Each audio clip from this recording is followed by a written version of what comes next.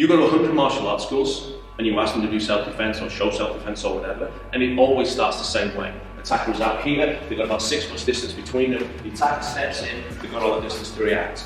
Even the ones that are actually traditionally good at it, the boxing schools, the Muay Thai schools, even the MMA schools, again, they start from here, okay? I'm not saying these fights don't happen, I'm not saying confrontations don't happen at this distance, but it's exceptionally rare in a street confrontation or an urban setting that you're going to get someone's talking to you from here. You're going to have it. Yes. Yes, it doesn't work that way. This is not where fights start. Fights start in conversation distance. The reactionary gap, the minimum reactionary gap that's taught in police academies, that's taught in self-defense schools and passed down, is maintaining a 6 foot reactionary gap between you and your opponent as your minimum distance. This is fine. I like this idea. But again, I'm not going to be in a position where I can say, I'm keeping 6 foot, how are you doing over there? Because again, conversation doesn't happen here. Conversation distance is here. This is where I'm talking.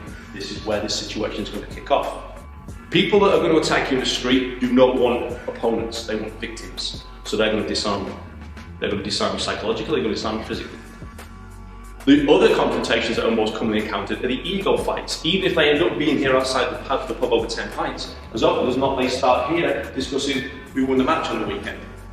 So again, you've got this same problem because any move I do from here, if we're already highly keyed up, the second I drop back in 24 stance, they're triggered.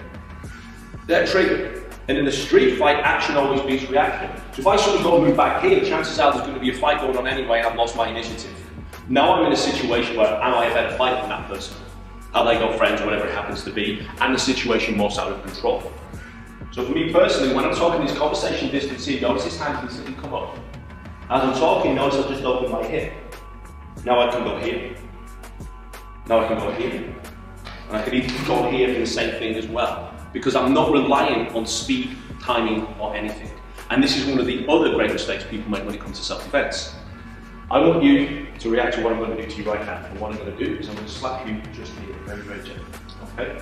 So if I go to slap on the face, I've just told you what I'm going to do. There's no secret involved in this.